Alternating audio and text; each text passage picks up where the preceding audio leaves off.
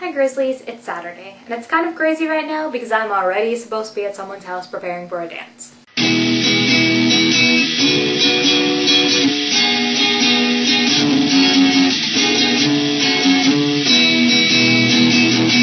Now, to be perfectly honest, I don't really believe in dances. Like some people don't believe in leprechauns, I don't believe in dances. Much like Quentin from Paper Towns by John Green, you might have heard of it.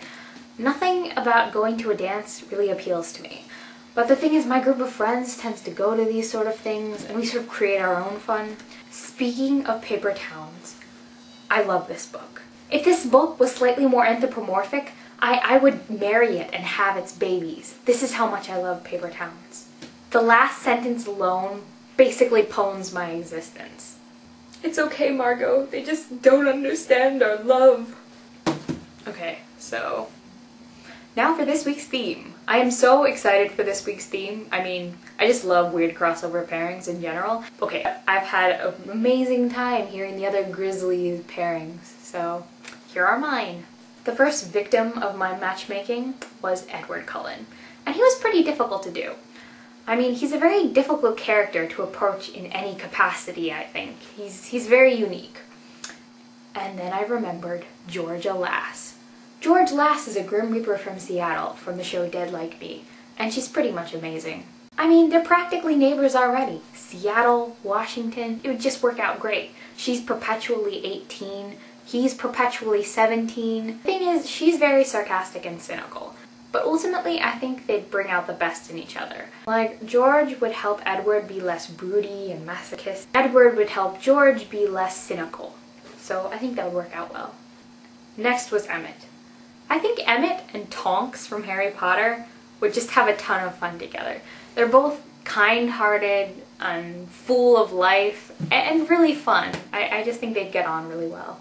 Carlisle. I freaking love Carlisle. He's just an amazing character.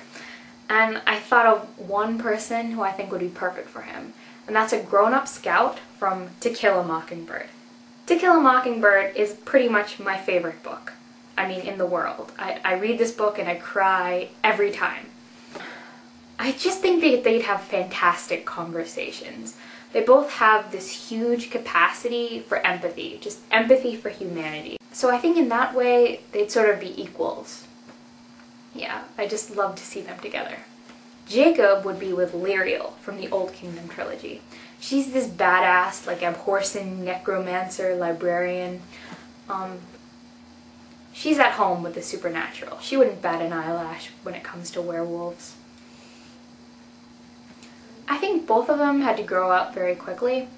Like, Jacob had to take care of his father, and Lyriel had to sort of raise herself in the Claire's Glacier, which is sort of difficult to explain if you haven't read the books, because the whole plot sounds very weird if you haven't read it. You should go out and read the Old Kingdom trilogy. It's great. It's worth it. Do it. Stephanie asked a really cool question this week, which is, if our house was on fire, what's the one thing we would save?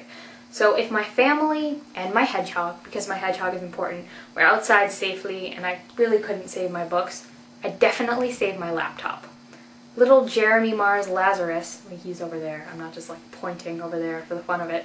Jeremy Mars Lazarus he used to just be Jeremy Mars, but I tacked on Lazarus because he died and then he sort of came back to life.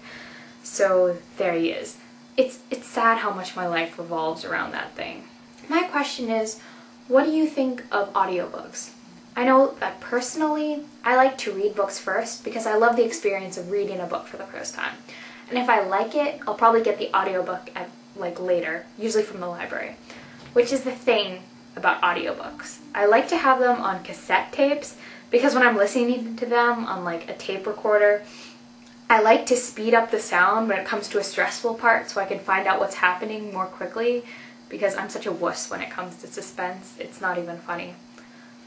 But it really depends on the voice actor. I mean, I don't like the Twilight audiobooks because I don't like the girl who reads for Bella. I'll see you guys next week. Stay snazzy.